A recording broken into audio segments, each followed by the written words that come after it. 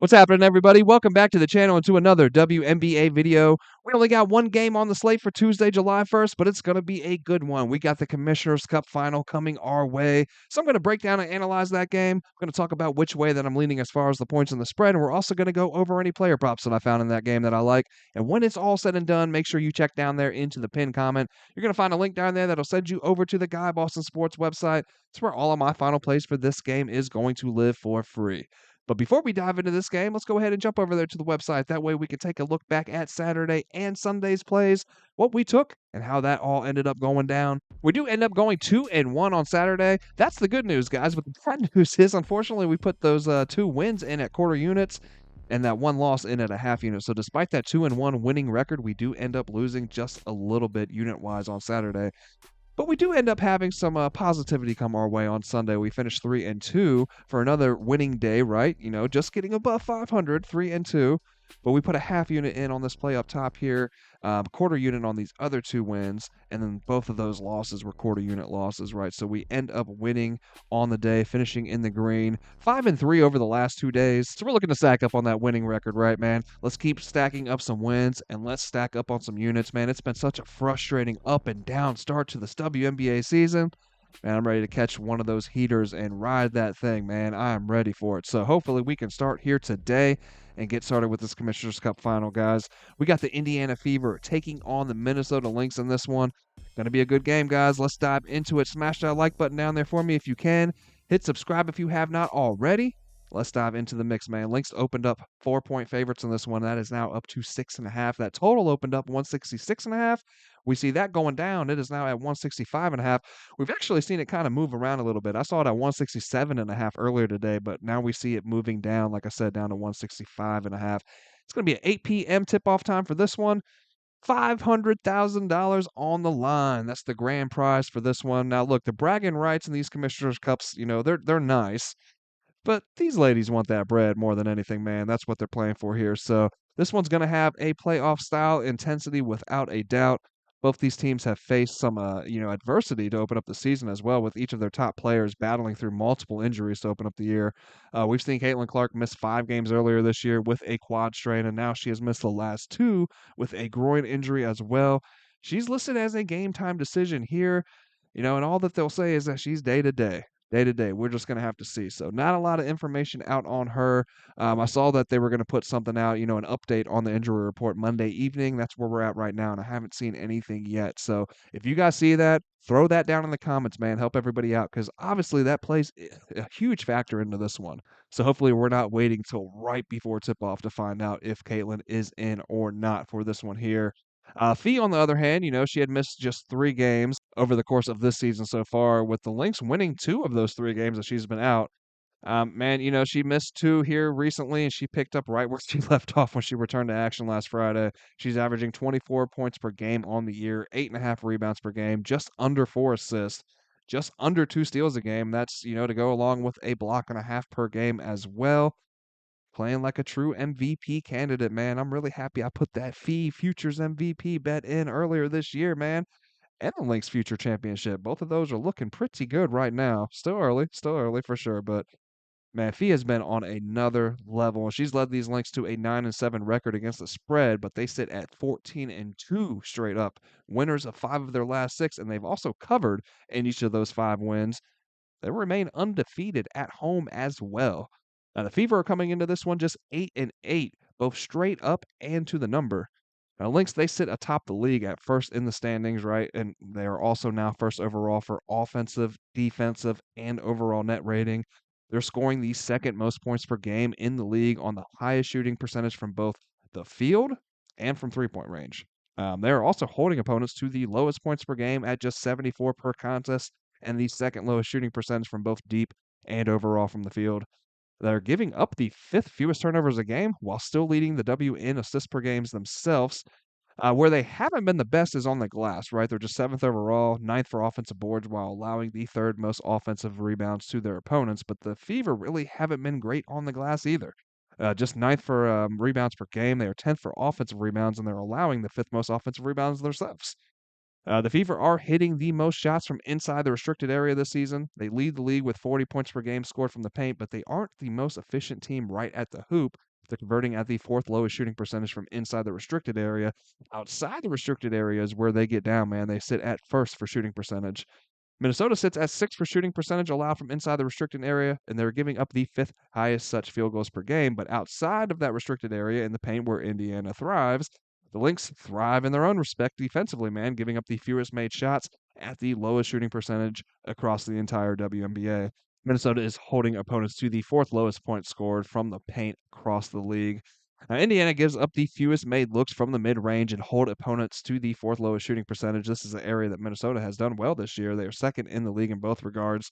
Indiana is shooting at the second highest percentage from the field, seventh from deep. In their last 5 games, they're sitting at fourth for offensive rating, but just ninth for both defensive and overall net rating.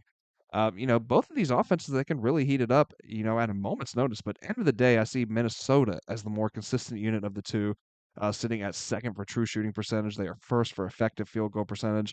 And defensively, we've seen the Fever regress over the last couple weeks, while the Lynx have turned it up, man. They haven't given up more than just 66 points, just once in the last 5 games at home, allowing the fewest threes on the lowest percentage shooting to opponents from deep in the league in their last 5 overall. So with the uncertainty of Clark, and the way that these two are trending, man, the MVP play, a fee, along with the exceptional play from her supporting cast, I'd have to lean Minnesota in this one. Looking at that total, the over is hit in the last two from Minnesota and then two of the last three from Indiana, but both of these teams have hit to the under in 9 of their 16 played this year. The Lynx play to the slowest pace in the W, and while the Fever sit at sixth overall in that regard, they drop to ninth when looking at them strictly on the road. The intensity in this game, man, it should be high with all this money on the line. So don't expect either of these teams to roll over, but I'm also not sure I'd expect a lower scoring defensive affair either, man. I think we see a little bit of fireworks in this one personally. Last year's Cups, that final between the Lynx and the Liberty, that game landed at 183. And while I think that the Lynx can give the Fever some trouble with their stingy defense, I also think that the Fever are a much better team offensively than recent competition has been for the Lynx. So I don't expect them to hold them under 66 points.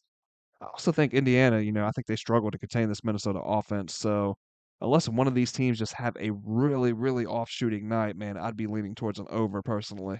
And first prop I'd be looking at being Nafisha Collier, looking at her points over 22.5. It's sitting at minus 120 over there at DraftKings.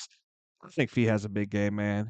She's had a lot of those this year, right? Sitting at a 77% hit rate this season in the 13 games that she's played, for this specific 22.5 point line, right? You can see that she has cleared that mark quite a bit.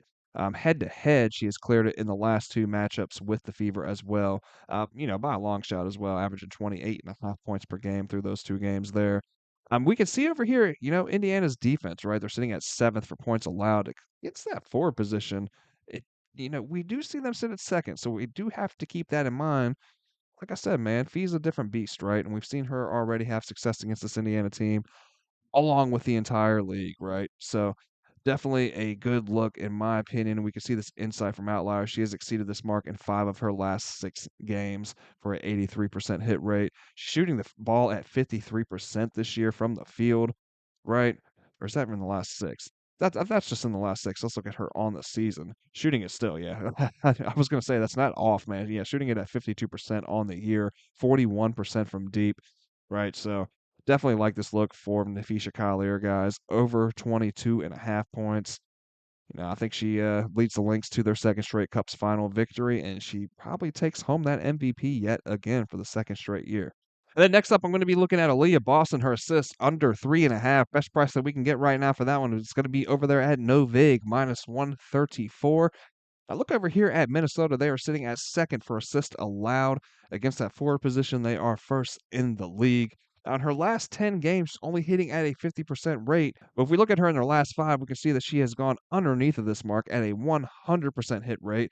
And if we scroll on over here and look at this as well, this insight from Outlier, we can see that she has failed to exceed 3.5 assists in 4 of her last 5 games on the road, including 4 straight, averaging just 3 assists in those games. It's an 80% hit rate. Head to head as well with that Minnesota Lynx team, she has not gone up over 2 at any point in the last 3 games against that Minnesota team. So I like this one here. And the last play I'd be looking at would be Lexi Hall under 9.5. Super juice, man. Minus 169. It's about as much juice as you're going to see me play on any kind of play, right? We can look at that at under 8.5. You can get that for a much better price at minus 120. But then that data starts getting a little more red down below there, right? Sitting at a 44% hit rate. So I like looking at that 9.5. We can see her hitting that at a 63% rate on the year, head to head at a 67% rate, 2 out of the 3 times. These are last year's numbers right here, right? But still a 67% rate against this Minnesota team that is really, that's the same team that they rolled out last year. Honestly, just better defensively, if you ask me. They're they have gone to that next level that I knew that they could get to. And we can see this insight here from Lexi Hall as well. She has failed to exceed 9.5 points in 6 of her last 7 on the road. That's an 86% hit rate, right? Minnesota, man, points allowed sitting at first overall against that guard position. Only only jumps up to second, right? This defense is stout, man. Now, here's the thing, right? Without Caitlin Clark, that's a thing that we could be looking at here. She is that game time decision. So if she doesn't play, what's that mean for Lexi Hall? Well, we can go up here. This is the beautiful thing about Outlier, guys. Now, I haven't talked a lot about Outlier this year so far, and I do apologize for that. If you don't know about Outlier, guys, I use it in every video. We usually pop over here, and we utilize this for our player props mainly on the videos here. But you can look at everything as far as spreads, totals. It has it all, but there's so many different filters, and that's what I'm going to show you right here. We can go right here, right to this little filter section and hit this games without players, and automatically Caitlin Clark's going to pop up there to the top since she is on the injury report, along with Danta's down there. But we want to look at it without Caitlin Clark, right? So we take her out of the equation and scroll on down. Now we get some numbers for Lexi Hall without Caitlin out there, and this is this year, right? We can see she's hitting at a 100% rate, right? Well, these are her last road games because that still has that filter on there. Let's look at her on the season without Caitlin Clark, still hitting at a 71% rate. 5 of those 7 games that she's played this year without Caitlin Clark on the floor, she has gone underneath of that number at 9.5.